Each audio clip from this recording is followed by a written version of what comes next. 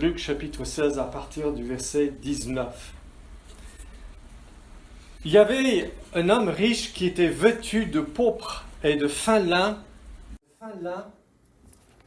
et qui chaque jour menait joyeuse et brillante vie. Joyeuse et brillante vie. Un pauvre couvert d'ulcères du nom de Lazare était couché à son portail. Il aurait désiré se rassasier de ce qui tombait de la table du riche, mais les chiens venaient lécher ses ulcères. Apparemment, le riche ne lui a rien donné. Le pauvre mourut et fut porté par les anges dans le sein d'Abraham. Sachez que les Juifs, à l'époque de Jésus, appelaient le paradis le sein d'Abraham.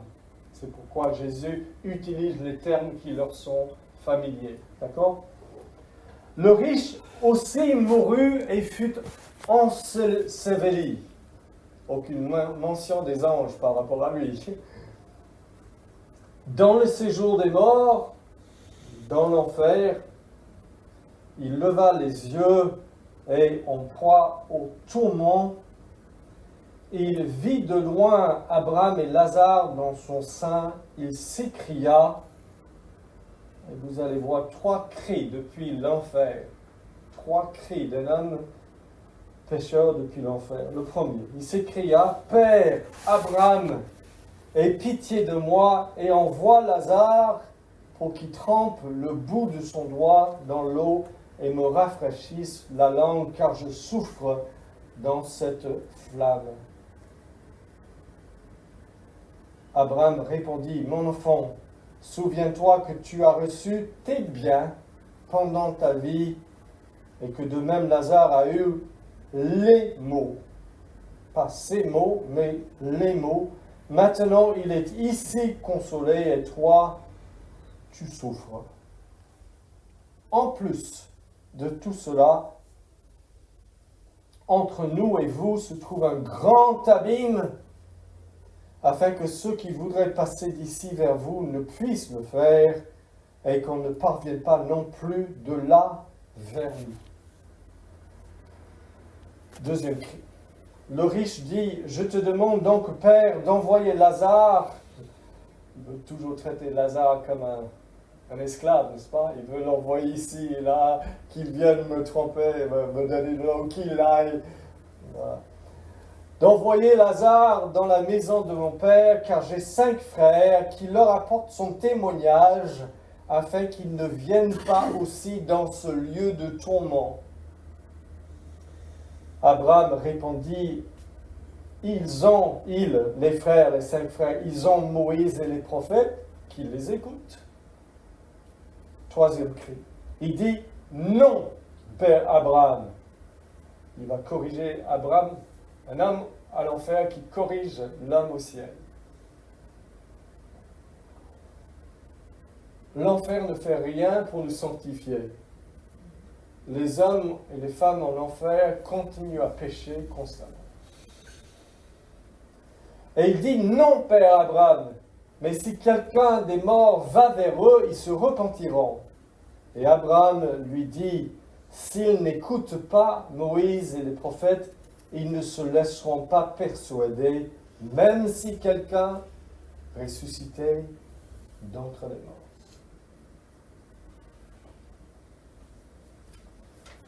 Je voudrais vous dire 2 mots en introduction, 2 ou 3 mots en introduction. D'abord, au sujet des personnages.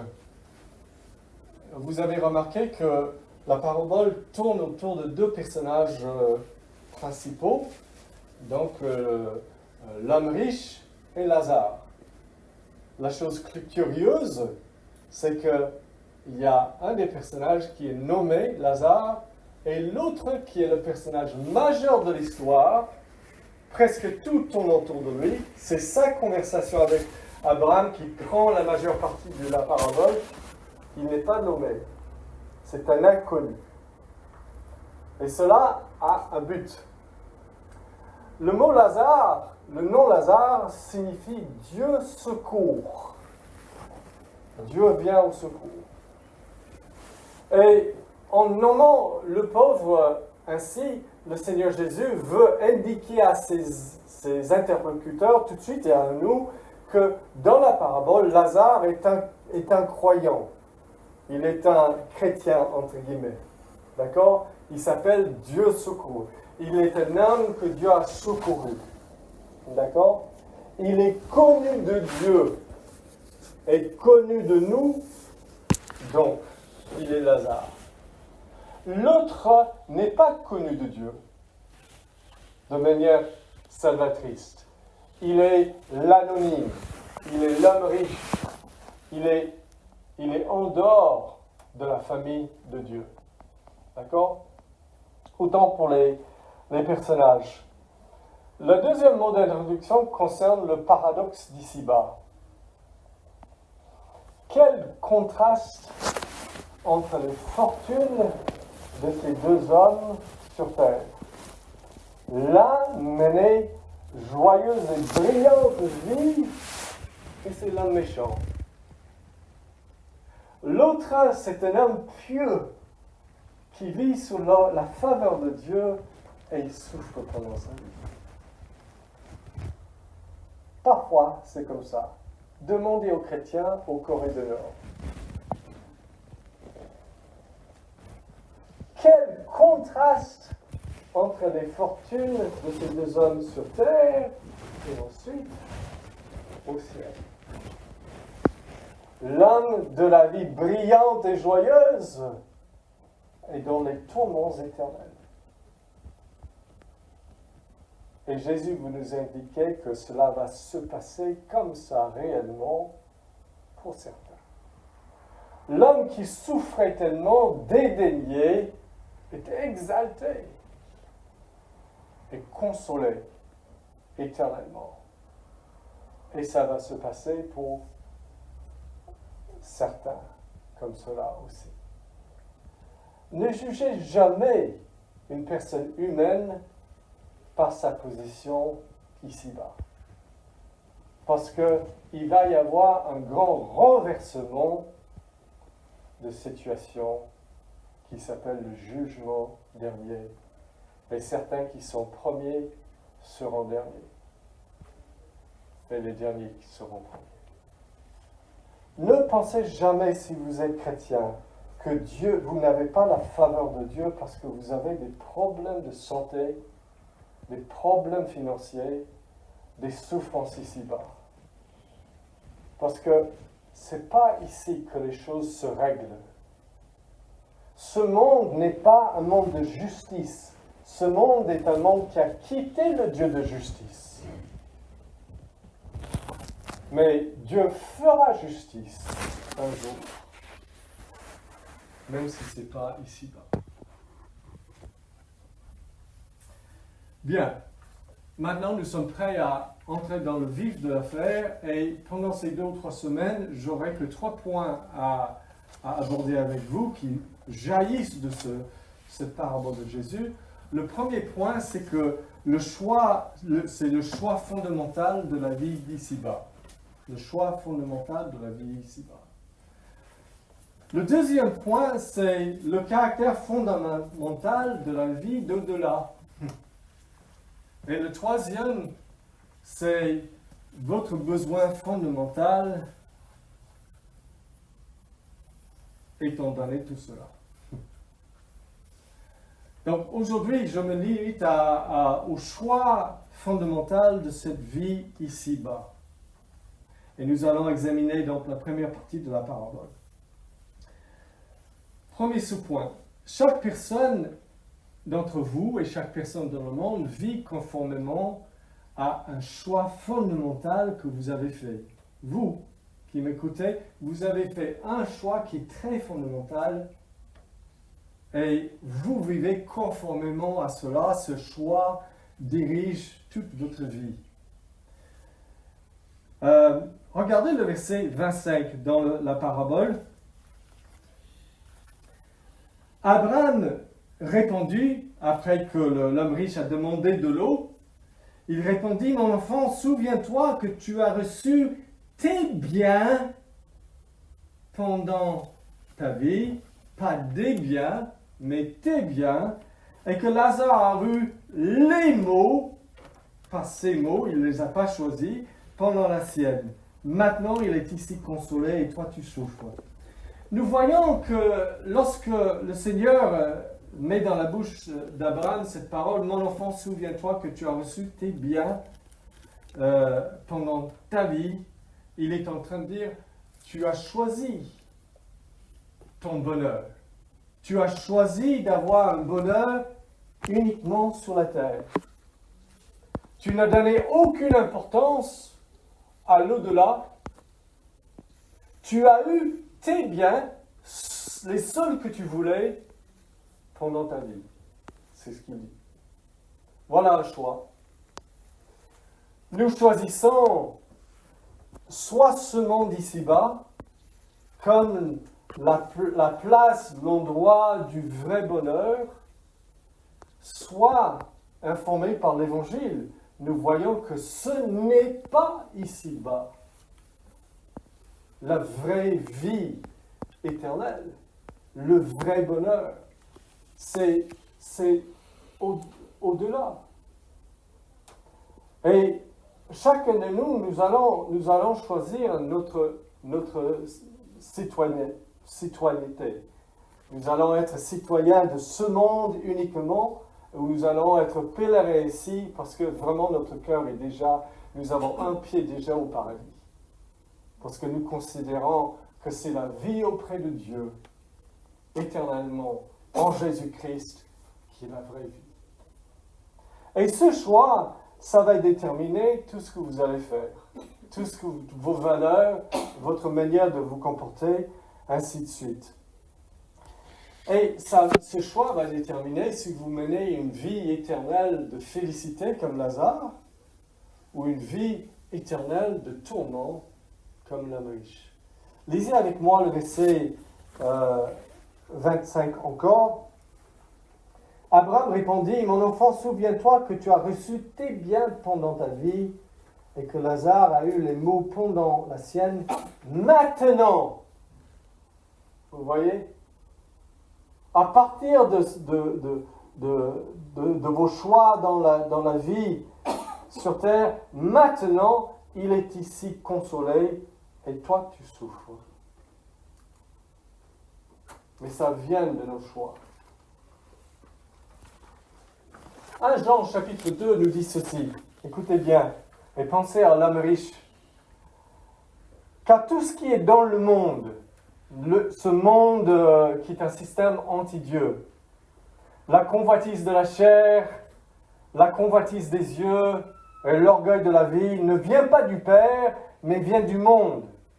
La convoitise de la chair, la sensualité, etc., la convoitise des yeux, le matérialisme et l'orgueil de la vie, le désir de vouloir être quelqu'un.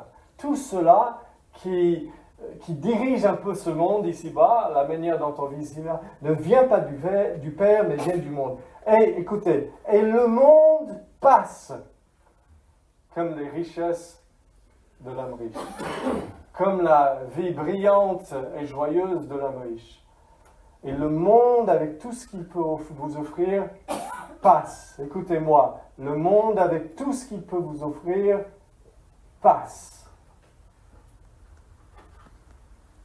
Et ça convoitise aussi. Mais celui qui fait la volonté de Dieu demeure éternellement. Pense à Lazare. Maintenant, nous voyons ce que c'est que le choix fondamental de la vie, et je ne veux pas causer de méprise. Bien sûr, même un homme ou une femme qui choisit la vie éternelle et la connaissance de Dieu, et qui est juste pèlerin ici-bas, il vit ici-bas. Il y a des joies ici-bas. Dieu nous bénit. Cette vie n'est pas une prison. Dieu est avec nous. Ce monde est son monde, etc.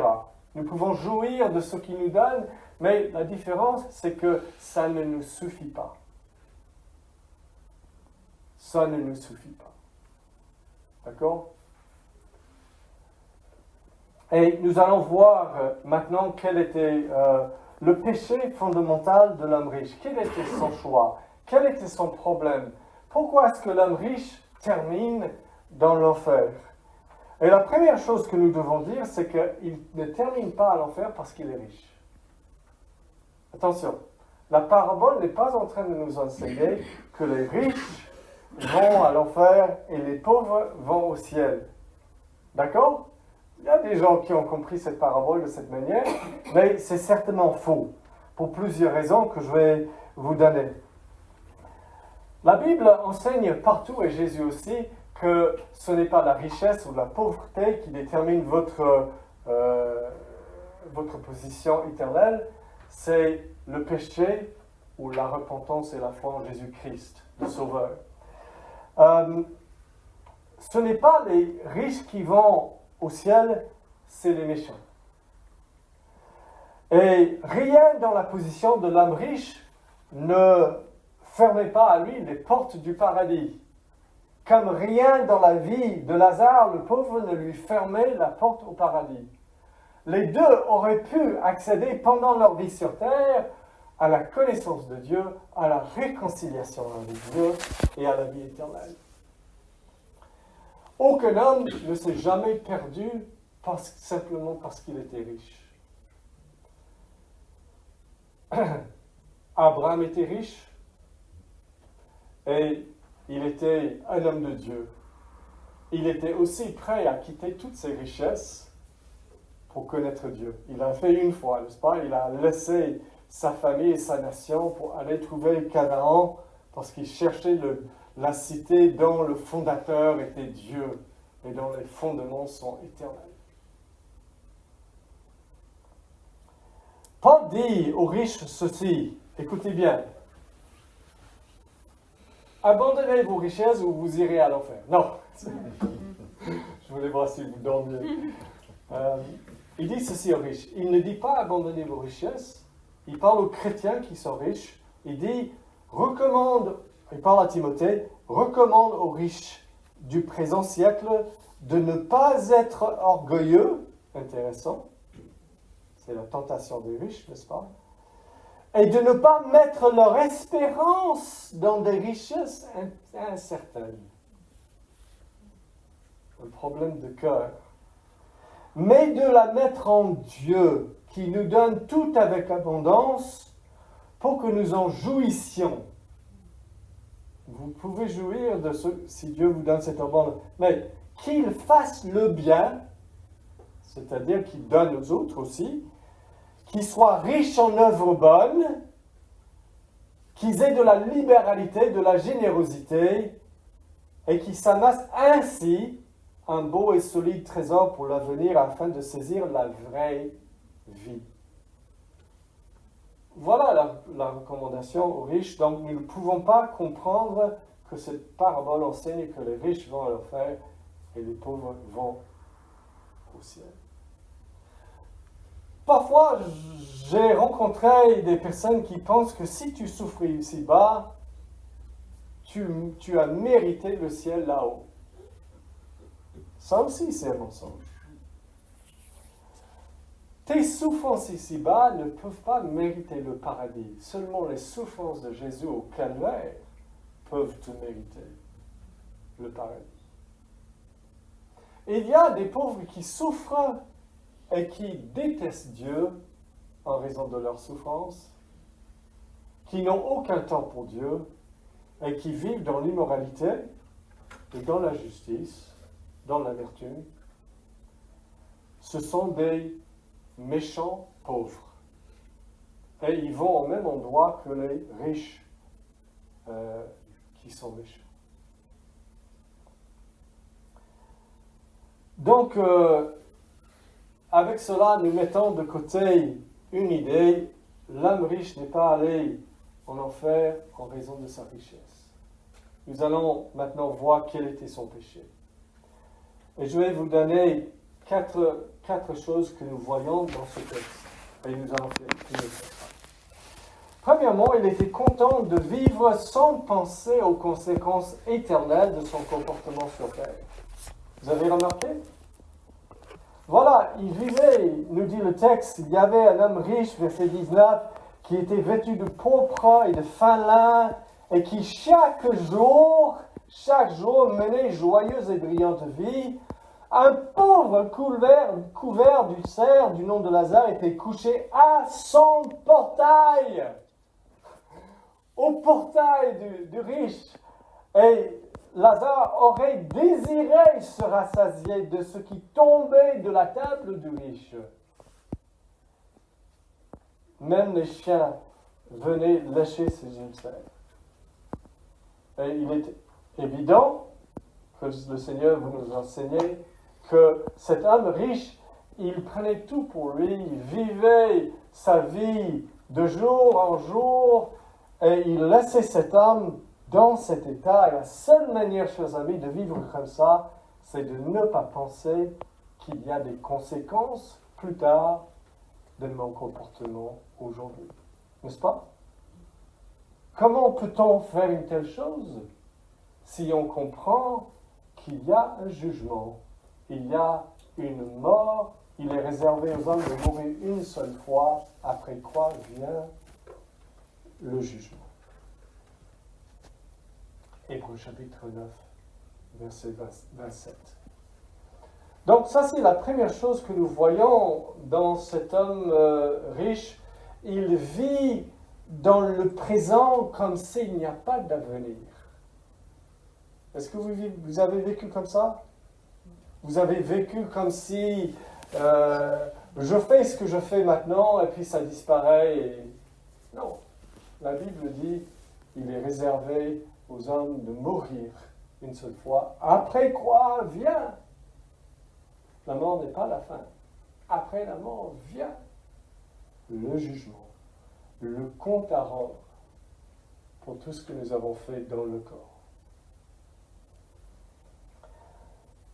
Satan voudrait faire tout ce qu'il peut pour essayer de faire oublier aux hommes la mort et le jugement. Il agit dans le monde aujourd'hui pour essayer de mettre les hommes dans un présent insouciant. La dernière chose qu'il veut, c'est qu'il arrive à un homme dans cette ville de Gardanne ou dans l'agglomération d'Aix de penser qu'il y a la mort et quelque chose après la mort. Parce que ça change tout. Est-ce que vous pensez à la mort? Est-ce que vous pensez au jugement de toutes vos œuvres? Il n'est pas plaisant pour moi de devoir prêcher des choses comme ça, mais il est très nécessaire pour nous, il est salutaire, n'est-ce pas? Oubliant la mort, les hommes autour de nous oublient Dieu et le jugement, et se comportent aujourd'hui comme ils ne le feraient jamais s'ils étaient conscients tous les jours que le compte à rendre vient.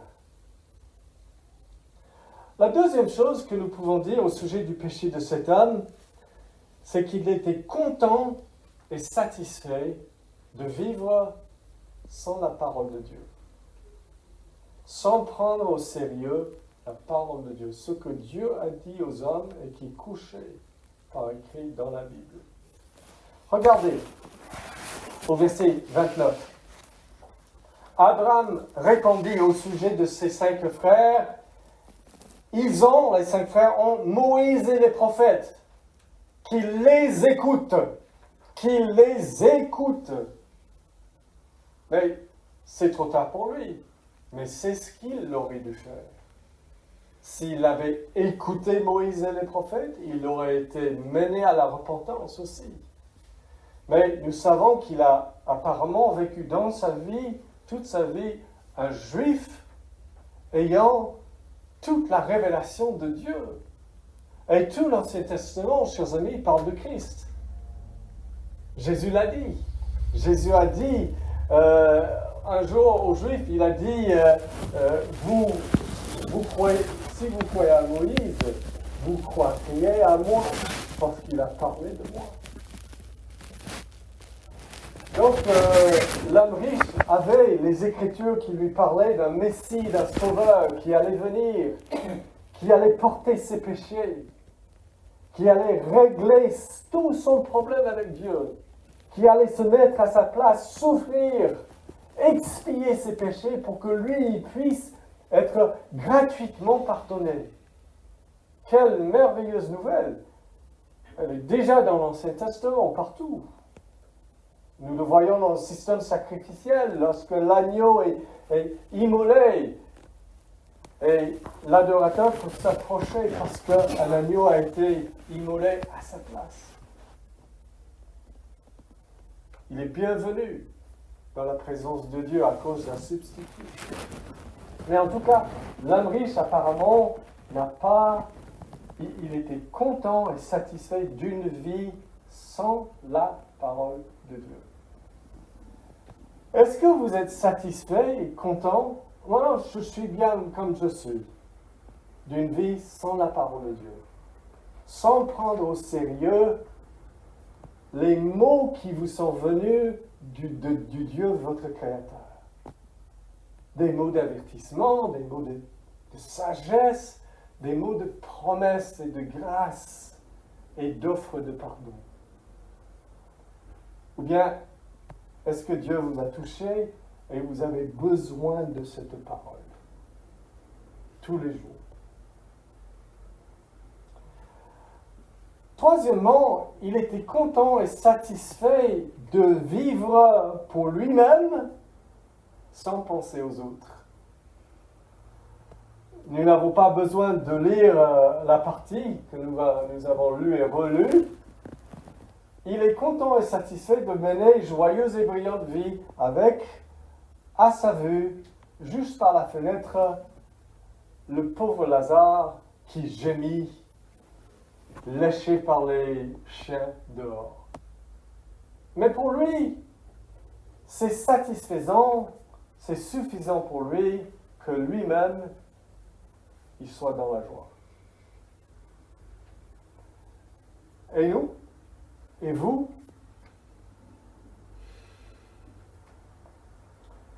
Mais la dernière chose, et je finis avec ça aujourd'hui, et là j'arrive à la racine de tous les autres que je viens de mentionner, il se contentait de vivre une vie sans Dieu. L'homme riche était content et satisfait d'une vie avec beaucoup de biens, avec beaucoup de plaisir mondain, mais sans Dieu. Le contentement sans Dieu était son péché principal. Le crime des crimes. Parce que être tout à fait content sans Dieu, c'est dire Dieu éternel et glorieux, source de tout, tu n'as aucune importance. Je peux vivre une vie complètement bien, avec beaucoup de choses, mais sans toi. C'est une manière de bafouer l'éternel Dieu, c'est une manière de mentir contre la vérité, parce que la Bible dit que la vie éternelle, c'est te connaître, toi le seul vrai Dieu et Jésus-Christ que tu l'as envoyé. Et ne pas connaître Dieu, une vie sans Dieu, c'est la mort. Mais il a vécu ce mensonge, il a entretenu ce mensonge. Pour lui, je suis bien, je suis satisfait avec une vie sans Dieu. Qu'en est-il de vous, chers amis? Avez-vous vécu une vie sans Dieu? Certains d'entre vous peuvent me dire, peut-être même aujourd'hui, je vis encore, je pense, une vie sans Dieu. Certains d'entre vous, vous venez, vous découvrez, et vous voulez savoir où est-ce que j'en suis, de quoi est-ce que je dois me repentir. Et je veux, pour devenir chrétien, pour accéder, pour revenir à Dieu, et je veux mettre le doigt sur ce péché des péchés, c'est d'avoir été content de vivre une vie sans Dieu. De donner aucune importance au Dieu vivant.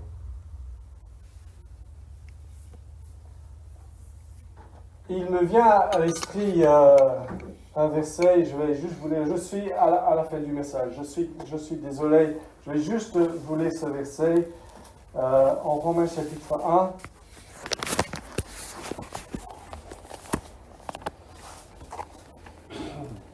Il dit ceci.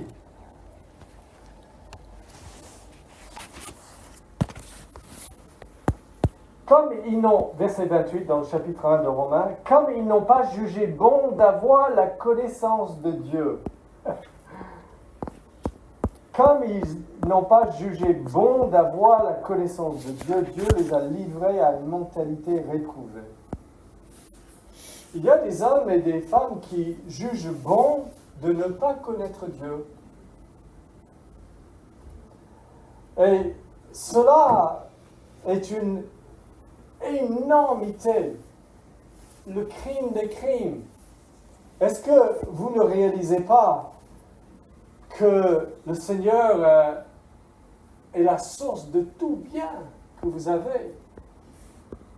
Écoutez ceci, Jérémie 2. Cieux, soyez désolés à cause de là, frémissez, desséchez-vous, oracle de l'Éternel, car mon peuple a doublement mal agi, ils m'ont abandonné, moi, la source d'eau vive, pour se creuser des citernes crevassées qui ne retiennent pas l'eau. L'homme qui abandonne Dieu pour essayer de bâtir sa vie sur autre chose, il bâtit sur des citernes crevassées. Alors que le Dieu glorieux et éternel, infiniment rempli d'amour, de grâce, de bonté, de faveur,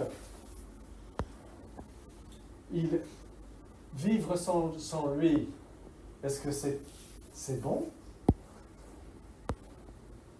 Le psalmiste David a dit ceci: « Oh Dieu, tu es mon Dieu, je te cherche, mon âme a soif de toi, de toi. » Pas simplement d'aller au paradis, d'éviter l'enfer. C'est pas ça. Mon âme a soif de toi. Mon corps soupire après toi, dans une terre aride, desséchée, sans eau. Ainsi, je t'ai contemplé dans le sanctuaire pour voir ta puissance et ta gloire. Écoutez bien. Car ta bienveillance est meilleure que la vie. Mes lèvres te glorifieront. Si vous êtes chrétien, là, vous savez ce que je veux dire. Que être aimé de Dieu, avec cet amour miséricordieux qui m'aime dans mon péché, qui vient me sauver, me ramener à lui pour que je sois à lui, son enfant, chéri de lui pour l'éternité, c'est mieux que la vie. C'est mieux que la vie. De marcher tous les jours, sachant que Dieu me regarde avec pleine de faveur, pleine de sollicitude. C'est juste incroyable. Et de juger que ça n'est bon à rien. Quel crime, quelle folie contre ce Dieu. Jacques nous dit, tout don excellent et tout cadeau parfait viennent d'en haut, du Père des Lumières, en qui il n'y a ni changement, ni ombre de variation. Tout bien que vous avez eu, chers amis, tous les biens que vous avez reçus de l'autre, c'est juste des cadeaux de Dieu. Et le donateur est beaucoup plus grand que les dons. Comment pouvons-nous dire que je peux vivre sans Dieu? Qu'est-ce qui doit être ce Dieu pour nous donner ce monde fabuleux et tout ce que nous avons de bien? Et le dernier verset, c'est Romains 5,8. Mais en ceci, Dieu prouve son amour envers nous lorsque nous étions encore pécheurs. Christ est mort pour nous. Peut-on dire que je peux vivre satisfait et tout à fait content sans ce Dieu-là? Sans le Dieu qui se fait homme, qui se fait humilier, qui se fait dédaigner et qui se fait crucifier par excès d'amour pour moi, mais ça n'a aucune importance pour moi. Vous voyez la gravité de cela? Voilà le problème de l'homme riche, c'est qu'il était content satisfait de vivre une vie sans Dieu. Je vous supplie, au nom de Jésus-Christ, c'est lui qui vous supplie parce qu'il vous aime, ne soyez pas contents. Que Dieu génère par son esprit un sacré mécontentement dans votre cœur avec les choses de ce monde, en voyant qui il est en Jésus-Christ. Quand je vois Jésus-Christ, Dieu fait homme, je le vois plein de grâce et vérité. Je vois sa vie, je vois comment il guérit les aveugles, il touche les lépreux pour les guérir parce que personne ne va les toucher. Il console les malheureux. Et puis il va tout droit au calvaire. Il gémit dans le jardin. Oh Père, si c'était possible, que cette coupe passe de moi. Mais non ma volonté, la tienne. Et sur la croix, oh Père, pardonne-leur. Et il meurt pour nous. Quand je vois que c'est ça mon Dieu qui se révèle en forme humaine, je dis prends-moi à toi. Tout le reste, on peut le laisser. Que le Seigneur nous aide, qu'il vous aide à simplement vous repentir et dire à Dieu, je suis vraiment désolé d'avoir été content de vivre une vie sans toi. Ce pas est le premier pas vers la connaissance de Dieu et la vie éternelle. Nous allons chanter